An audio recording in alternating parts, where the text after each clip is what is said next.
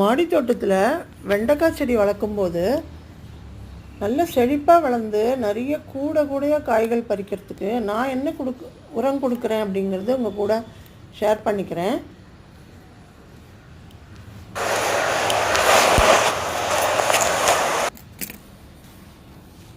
மாடி தோட்டத்தில் வெண்டைக்காய் செடி வளர்க்கும்போது செழிப்பாக வளர்ந்து நிறைய காய்கள் கொடுக்கறதுக்கு நான் என்ன உரம் கொடுக்குறேன் அப்படிங்கிறது உங்கள் கூட ஷேர் பண்ணிக்கிறேன். கடலை புண்ணாக்கு இல்லைன்னா மஸ்டர்ட் கேக்கு கடுகு புண்ணாக்கு இருந்தால் கொடுக்கலாம்.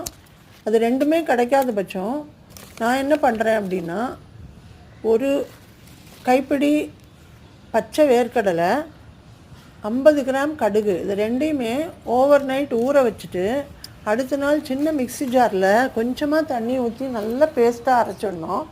அதை ஒரு மூடி போட்ட ஜாரில் 1 லிட்டர் தண்ணியில் கலந்து நிழல் பாங்கான இடத்துல 2 நாள் புளிக்க வச்சிடணும்.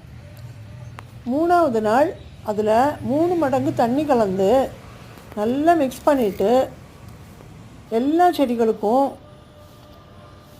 ஒரு மக்கு மண்ணுக்கு ஊற்றி விடணும். மேல் மண்ணை நல்லா கிளறிட்டு கொஞ்சம் ஈரப்பதமாக இருக்கும்போது இந்த உரத்தை கொடுத்தீங்கன்னா எல்லா பக்கமும் பரவி வேர் வரைக்கும் போய் உரத்தை நல்லா வேர்கள் உறிஞ்சி மேலே வரைக்கும் கொடுக்கும். ஸோ எப்போவுமே உரம் கொடுக்கும்போது மேல் மண் கொஞ்சம் ஈரப்பதத்தோடு இருக்க மாதிரி பார்த்துக்கோங்க. ரொம்ப தண்ணி ஊற்றி ட்ரென்ச் பண்ணிவிட்டு உரம் கொடுத்தாலும் அது ட்ரைனேஜ் வழியாக வேஸ்ட்டாக போயிடும். ஸோ ஈரப்பதம் இருக்கணும், அவ்வளவுதான்.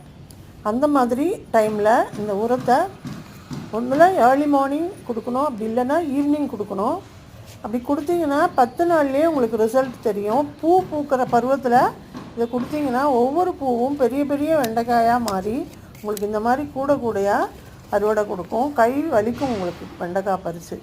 எனக்கு அப்படி தான் 3 டேஸ்க்கு ஒரு தடவை நான் சேர்த்து வச்சு வீட்டில் அதை யூஸ் பண்ணிக்கிறேன் கிச்சனுக்கு. ரொம்ப செழிப்பாக வளர்ந்து நல்ல டேஸ்டியான காய்களாக கொடுக்குறது.